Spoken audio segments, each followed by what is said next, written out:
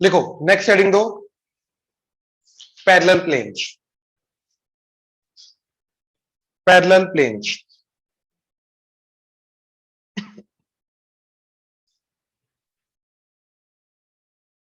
ठीक है। अब ध्यान से एक चीज समझना, जो भी दो प्लेन्स पैरेलल होंगे, एक ये प्लेन है और एक ये प्लेन है, मतलब गिवन प्लेन के जो भी प्लेन पैरेलल होंगे, राइट। तो लेट्स से ये गिवन प्लेन है, तो इसका ये परपेंडिकुलर वेक्टर होगा। तो जो भी प्लेन इसके पैरेलल होंगे तो उसका परपेंडिकुलर वेक्टर तो क्या रहेगा, सेम। और परपेंडिकुलर वेक्टर्स ही हमारे एक्स वाई जेड के कोफिशिएंट्स को डिफाइन करता है। एक्स वाई जेड के जो कोफिशिएंट्स आते हैं प्लेन की इक्वेशन में, वही हमारे नॉर्मल वेक्टर के वही नॉर्मल वेक्टर बनता है हमारा। तो अगर नॉर्मल वेक्टर सेम है तो कहने का मतलब यह है कि पैरेलल वेक्टर का एक्स वाई जेड का कोफिशिएंट क्या रहेगा, सेम। तो क्या चेंज करेगा, कांस्टेंट टर्म। तो कहने का मतलब यह है कि if A X plus B Y plus C Z is equal to D, या plus D equal to zero, जो मर्जी ले लो, is given plane, is a plane, then any plane parallel to the parallel to this given plane is, उसके x Y Z के questions क्या रहेंगे same. In fact ये तीनों की तीनों टर्म सेम आएंगी। तो A X plus B Y plus C Z is equal to D Y, ऐसा होगा। और ऐसा भी हो सकता है कि 2i cap plus J cap minus 7k cap is equal to 4, sorry, X Y Z, ये भी हो सकता है। एंड अब एक और प्लेन दिया मैंने, that is -4x minus 2y plus 14z is equal to 15। अब देखो इस प्लेन का नॉर्मल वेक्टर क्या आ रहा है, 2i cap plus J cap minus 7k cap, and इसका -4i cap minus 2j cap plus 14k cap. कहने का मतलब इसको -2 से मल्टीप्लाई किया तो ये आ गया। तो ऑब्वियसली कहने का मतलब ये है कि normal vector are in the same direction, तो ऑब्वियसली प्लेन्स क्या रहेंगे, पैरेलल। तो इक्वेशंस सेम या तो होंगी, मतलब इक्वेशंस के एक्स वाई जेड की टर्म सेम होंगी और कांस्टेंट टर्म में डिफरेंस होगा। और इक्वेशंस अगर सेम दिखाई नहीं दे रही तो उनको सेम बनाया जा सकता है।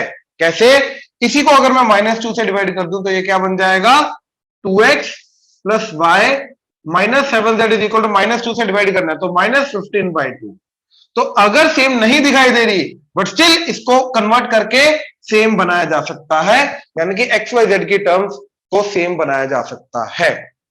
बात समझे, ऑनलाइन क्लियर हुआ, yes sir. Yes sir. Right. तो लिख लो कि normal vector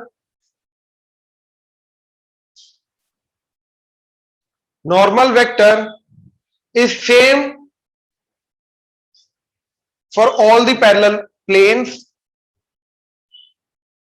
for all the parallel planes, normal vector is same for all the parallel planes, therefore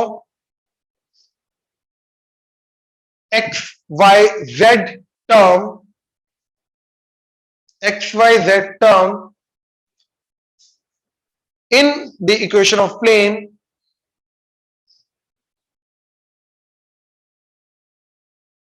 in the equation of parallel plane, in the equation of parallel plane will remain same, will remain same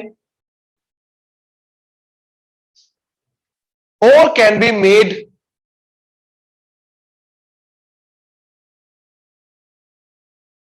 again same। ठीक है, या तो बनाया जा सकता है या तो होंगे। एग्जांपल दे दो ये वाला, राइट। ये चीज, एक ये और एक ये, ठीक है, एक ये और एक ये, ध्यान से।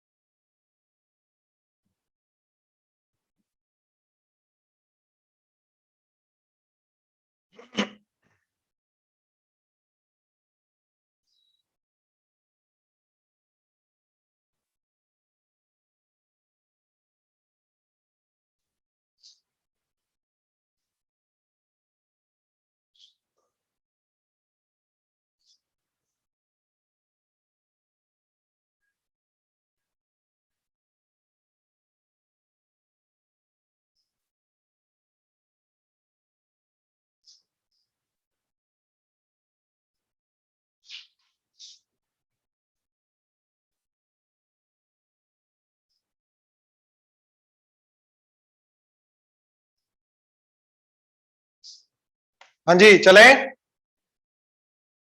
राइट। देखो example, find plane parallel to r vector dot 2 I cap plus j cap minus k cap is equal to 5 and passing through 5,6,7।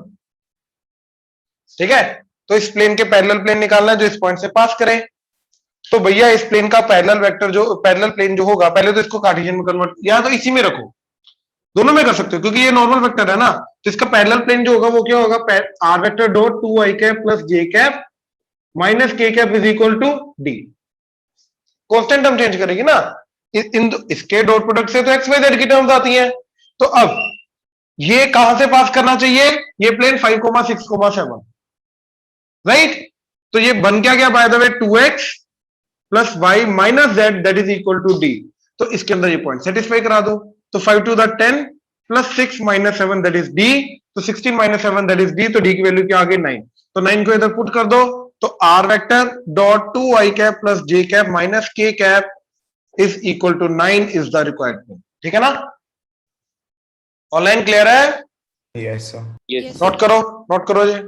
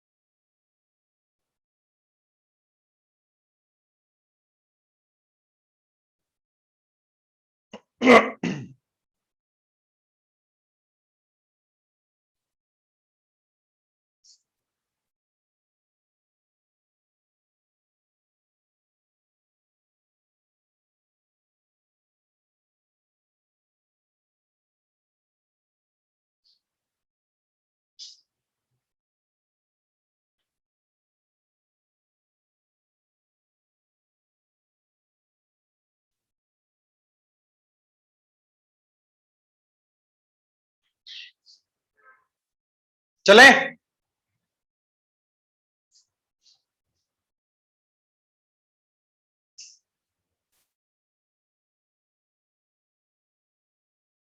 Heading दो नेक्स्ट।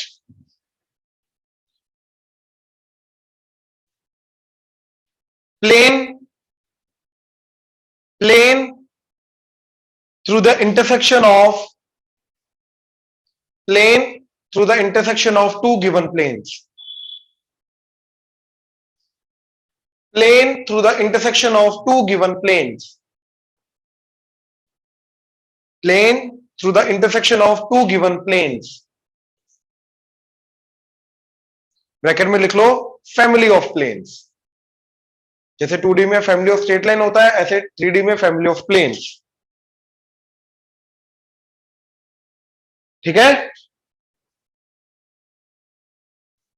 देखो बहुत सिंपल सा कंसेप्ट है।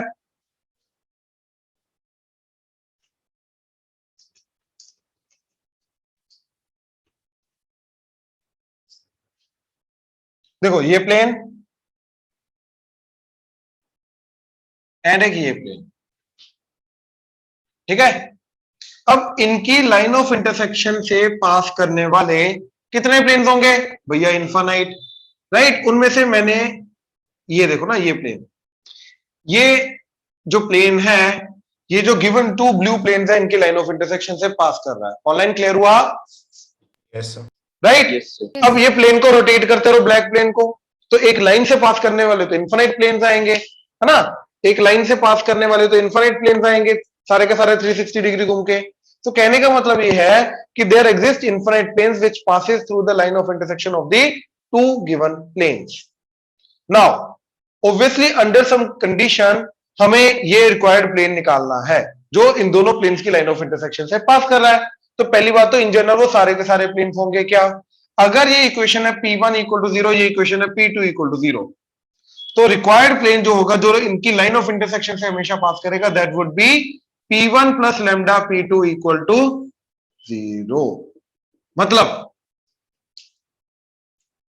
मान लो कार्टेशियन इक्वेशन है इसकी a1x plus b1y plus c1z plus d1 is equal to 0 and इसकी कार्टेशियन इक्वेशन है a2x plus b2y plus c2z plus d2 equal to 0, right.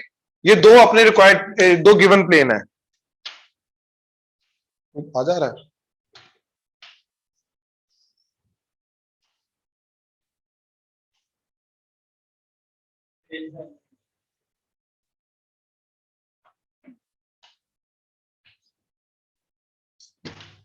हाँ जी, ठीक है। तो इन दैट केस ये इक्वेशन क्या बन जाएगी हमारी P1, यानी कि ये सारा का सारा एक्सप्रेशन, यानी कि a1x plus b1y plus c1z plus d1 plus lambda times p2 का मतलब ये वाला expression a2x plus b2y plus c2z is equal to 0, ये इक्वेशन आएगी। ठीक है, x का coefficient a1 plus lambda a2 plus y का coefficient b1 plus lambda b2 plus z का coefficient c1 plus lambda c2 plus d1 plus lambda, oh sorry इधर d2 भी आएगा, ठीक है, lambda d2 is equal to 0। तो x का coefficient, y का कोएफिशिएंट, z का coefficient and constant term that is equal to 0। तो ये हमारा बनेगा रिक्वायर्ड प्लेन। ठीक है, अब सेम चीज मैं वेक्टर फॉर्म में भी कर सकता हूं। ठीक है, कि r vector dot n1 vector is equal to d1, यानी कि minus d1 is equal to 0, right. या फिर r vector dot n2 vector minus d2 vector is equal to 0। तो ये P1 एक्ट करेगा तो क्या बन जाएगा r vector dot n1 vector minus d1 plus lambda times r vector dot n2 vector minus d2 equal to 0। तो क्या बन जाएगा ये, देखो r vector dot n1 vector plus lambda times r vector dot n2 vector minus common d1 plus lambda d2 equal to 0। तो इसको उधर ले जाओ, इक्वल टू ये होगा।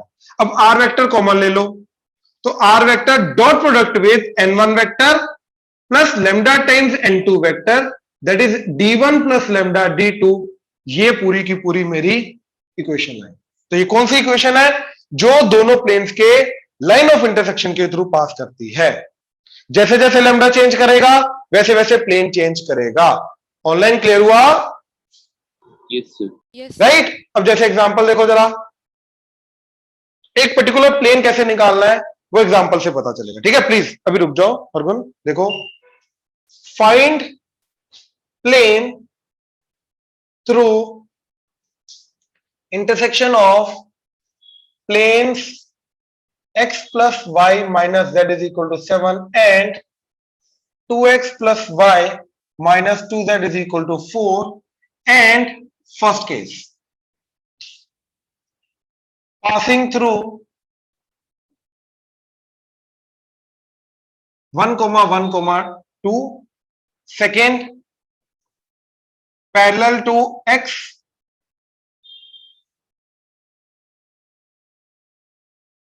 To x minus y plus z is equal to 4, third perpendicular to 2x minus y plus z is equal to 4।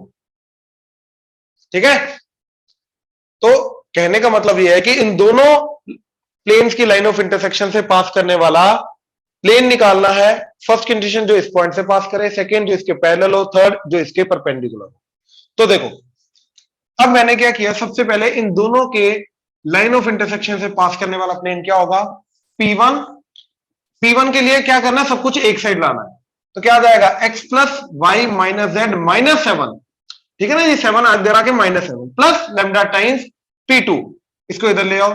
तो 2x plus Y minus 2z minus 4 that is equal to 0, right. अब जैसे जैसे lambda change करेगा हमें सारे के सारे points planes मिलेंगे जो इन दोनों प्लेन्स की लाइन ऑफ इंटरसेक्शन से पास करते हैं। ऑनलाइन क्लियर हुआ? Yes Yes. अब हमें फर्स्ट कंडीशन के अकॉर्डिंगली लैम्डा निकालना है, मतलब हमें इन सारे इनफाइनाइट प्लेन्स में से वो प्लेन निकालना है जो 1,1,2 से पास करे। तो 1,1,2 मस्ट सेटिस्फाई दिस कंडीशन। बात खत्म। तो हमें लैम्डा मिल जाएगा। कौन सा लैम्डा? जिसके लिए ये प्लेन्स में से वो प्लेन मिलेगा जिसके लिए ये प्लेन्स में से वो प्लेन जो इस पॉइंट से पास करता है, क्योंकि सेटिस्फाई करना चाहिए। तो हमने 1,1,2 पुट कर दिया। तो क्या बन गया? 1 + 1 -2 -7 प्लस लैम्डा टाइम्स 1 पुट किया तो 2 प्लस y पुट किया तो 1, इधर पुट किया तो 2 2 to the 4 -4 that is equal to 0। तो ये +2 -2 कटा -7 प्लस लैम्डा टाइम्स ये क्या बना? -8 + 3 -5। तो इधर आ गया -5 इक्वल टू 0। तो -7 इज इक्वल टू 5 लैम्डा। तो लैम्डा क्या आ गया? -7/5। तो लैम्डा को ये पुट कर दो इसमें। तो क्या बन गया? x + y minus z -7, lambda की value -7/5, 2x + y - 2z - 4 that is equal to 0। यानी कि ये वो प्लेन है, राइट, जो कि इन दोनों प्लेन्स की लाइन ऑफ इंटरसेक्शन से पास करता है एंड इस पॉइंट से पास करता है। तो क्या आ जाएगा?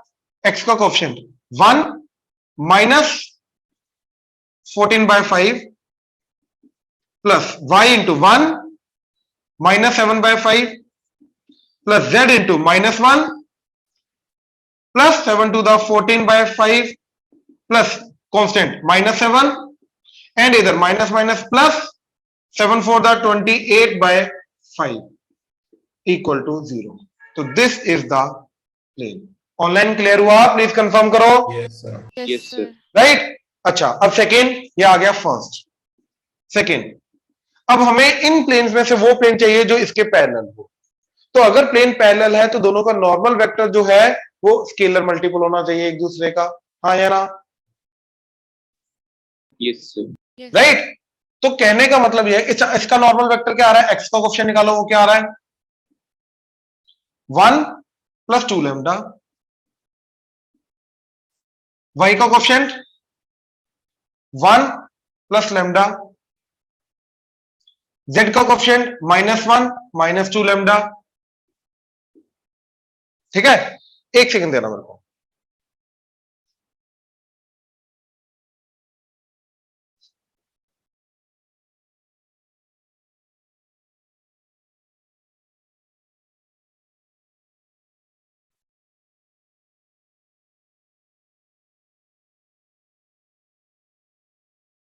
राइट, ये प्लेन चेंज किया मैंने, ठीक है ना? सॉरी सॉरी, ये चेंज करना था। 3x + 2y - 3z, ठीक है, एंड ये प्लेन तो वही था, that is 2x + y - 2z।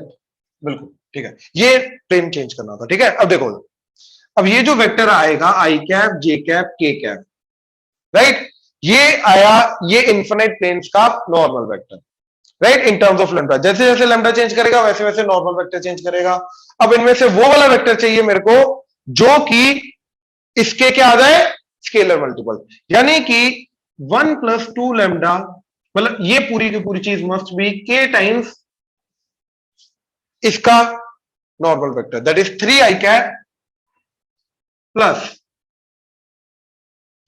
2j cap -3k cap. So that means 1 + 2 lambda that should be equal to 3k, 1 + lambda that should be equal to 2k and -1 - 2 lambda that should be equal to -3k। हाँ जी, clear हुआ? अब मैंने इन दोनों को पकड़ के divide कर दिया। तो 1 + 2 lambda equal to 3k divided by 2k divided by 1 + lambda, k कटा, तो 2 + 4 lambda, 2 + 4 lambda that is equal to 3 + 3 lambda। ये इधर गया तो 3 - 2 1, ये इधर आया तो लैम्डा, तो बेसिकली लैम्डा आ गया 1, राइट। तो दैट मींस इस पूरी इक्वेशन में लैम्डा को 1 पुट कर दो, तो जो इक्वेशन आएगी प्लेन की, ये वो प्लेन होगा जो गिवन दोनों प्लेन्स की लाइन ऑफ इंटरसेक्शन से पास करेगा एंड रिक्वायर्ड प्लेन के क्या है? पैरेलल। अगेन बड़ी सिंपल सी चीज है, इसको डिफिकल्ट बनाओ मत, ठीक है। क्या चीज की हमने? P1 + लैम्डा, P2 = 0 किया। अब तीनों कंडीशन के अकॉर्डिंगली हमारा डिफरेंट डिफरेंट लैम्डा निकलेगा, राइट? क्यों? क्योंकि ऑब्वियसली लाइन ऑफ इंटरसेक्शन से पास करने वाला डिफरेंट डिफरेंट प्लेन होगा जो इन तीनों कंडीशन को सेटिस्फाई करेगा। जो इस पॉइंट से पास करेगा, पॉइंट को पुट कर दिया, लैम्डा आ गया, लैम्डा को पुट कर दो, प्लेन आ गया। इसके पैरेलल, तो दो प्लेन्स पैरेलल कब होंगे? जब नॉर्मल वेक्टर जो है उन दोनों के परपेंडिकुलर वेक्टर एक दूसरे के स्केलर मल्टीपल होंगे। तो मैंने इसका नॉर्मल वेक्टर निकाला, वो इन टर्म्स ऑफ लैम्डा आ गया। रिक्वायर्ड प्लेन का नॉर्मल वेक्टर निकाला, वो एक दूसरे के के टाइम्स कर दिया। इक्वेट करा आई जे के को, इक्वेशन को साइमल्टेनियसली सोल्व करके लैम्डा निकाल लिया। राइट? अब परपेंडिकुलर होना चाहिए इसके, तो इसके परपेंडिकुलर का मतलब इसका नॉर्मल वेक्टर और जो इसका आया है नॉर्मल वेक्टर, इन दोनों का नॉर्मल वेक्टर का डॉट प्रोडक्ट क्या होना चाहिए? 0। वहां से लैम्डा मिल जाएगा, बात खत्म। ऑनलाइन क्लियर हुआ? प्लीज कंफर्म करो। Yes, sir. Yes, sir. Yes, sir. Right? ये नोट करो, नोट करो ये।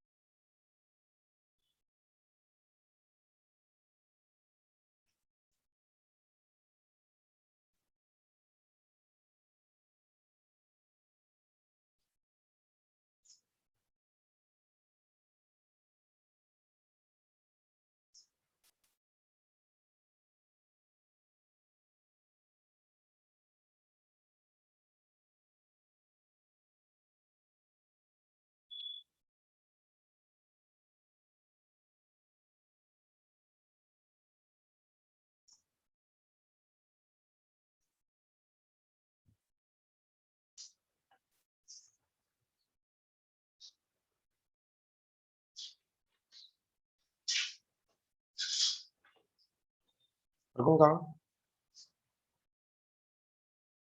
भाई?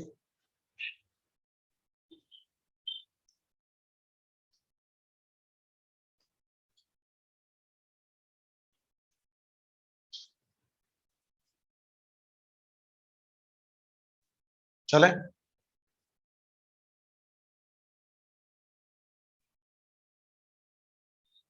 राइट। हेडिंग दो, perpendicular distance of a point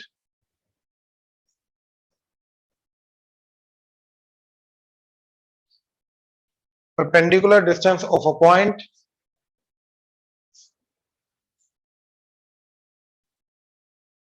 foot of perpendicular and image of a point.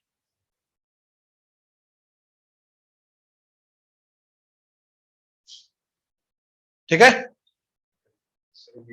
foot of perpendicular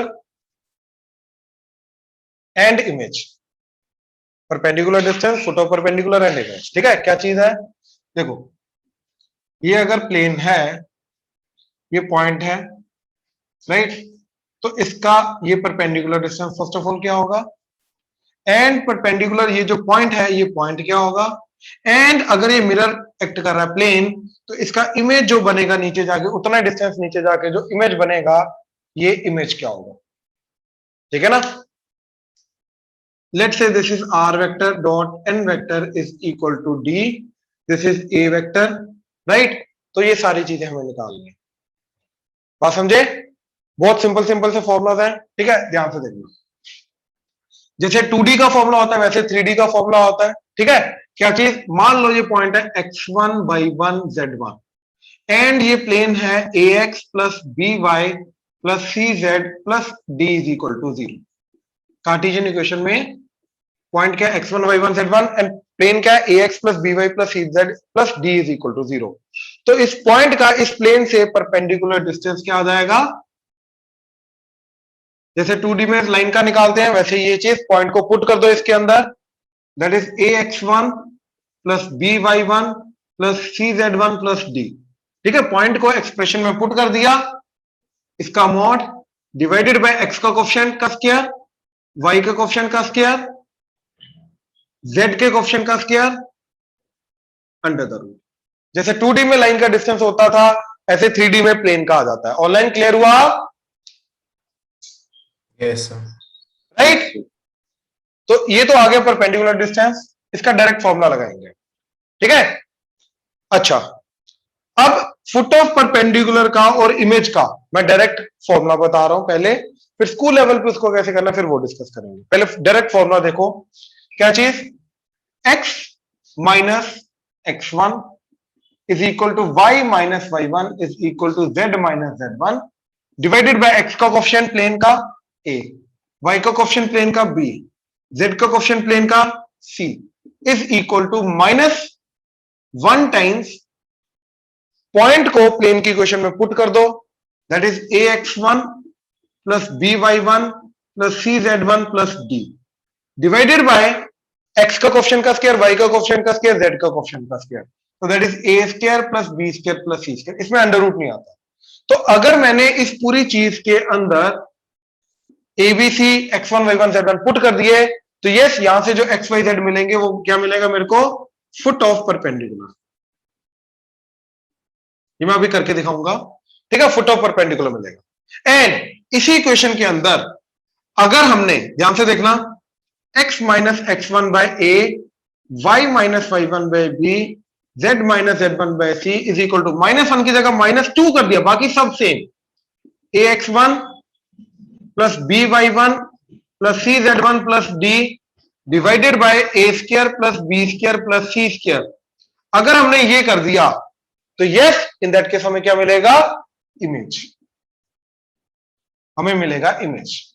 सिर्फ -2, सिर्फ एक ही चीज का चेंज होता है। ये कॉम्पिटिटिव लेवल पे फॉर्मूला चलेगा या ऑब्जेक्टिव में चलेगा, स्कूल लेवल पे, लेकिन सब्जेक्टिव में ये फॉर्मूला नहीं चलेगा। सब्जेक्टिव में कैसे करना विल डिस्कस। अब एग्जांपल देखो जरा, मान लो पॉइंट है 1, 2, 3, पहले एग्जांपल देख लो प्लीज।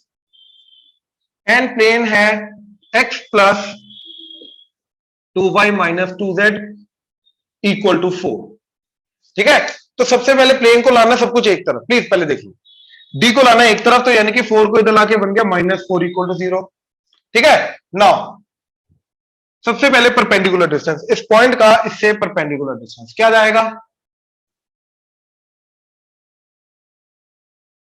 मोड ऑफ इस पॉइंट को इसमें पुट कर दो, तो x को किया 1, y को किया 2, 2 टू द 4, z को किया 3, 3 इंटू -2 -6 -4 डिवाइडेड बाय x का कोएफिशिएंट का स्क्वायर, y का कोएफिशिएंट का square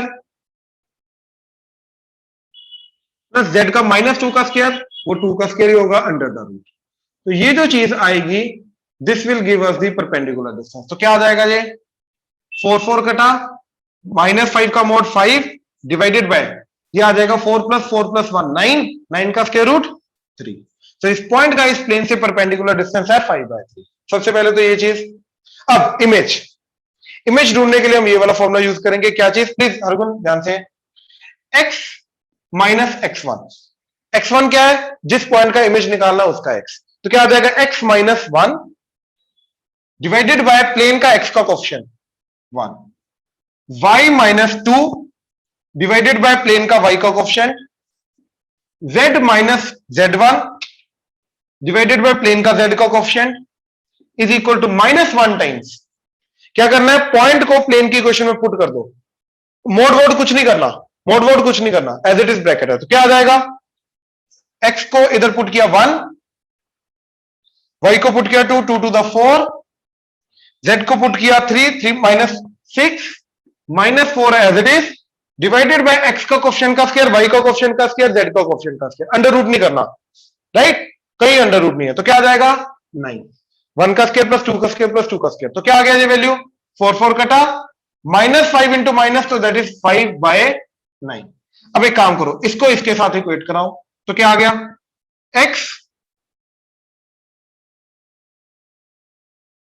x minus 1/1 that is equal to 5/9। तो x की वैल्यू क्या आ गई, 5/9 प्लस 1, तो दैट इज 14/9। अच्छा, y minus 2/2 that is equal to y minus 2/2 that is equal to 5/9।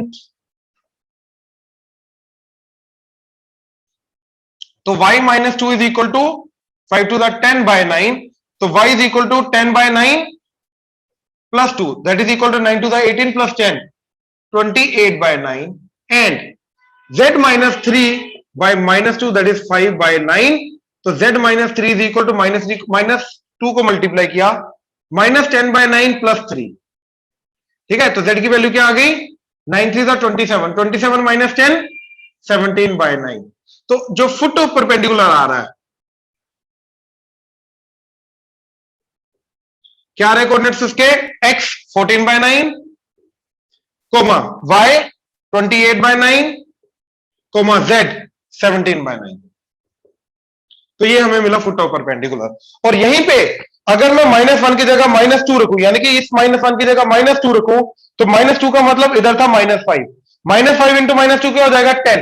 तो इधर 5/9 की जगह 10/9 यूज करूं, फिर x y z निकालूं, फिर मेरे को क्या मिलेगा? Foot of image. ठीक है, देखो जरा। तो मेरा आ जाएगा x minus 1/1 that is equal to आ जाएगा 10/9। ठीक है, y माइनस 2/2 क्या आ जाएगा? 10/9 एंड z माइनस 3/-2 आ जाएगा 10/9। तो इधर से क्या आ रहा है? x की वैल्यू 10/9 प्लस 1 दैट इज 19/9। इधर y की वैल्यू 2 से मल्टीप्लाई किया 20, तो y की वैल्यू आ गई 20/9 plus 2, 9 to the 18, 18 and 20 38/9 and z की वैल्यू z माइनस 3 क्या आ जाएगा? -20/9 प्लस 3, तो that is equal to 9 3 27, 27 minus 20 7/9। तो इमेज क्या आ गया? 19/9, 38/9, 7/9। राइट? तो ये इमेज है, ये फॉर्मूला बेस्ड है। स्कूल लेवल पे सब्जेक्टिव आए तो ऐसे नहीं करना, कैसे करना है वो हम यहीं से कल कंटिन्यू करेंगे। ठीक है, done, thank you, Thank you, sir. Welcome.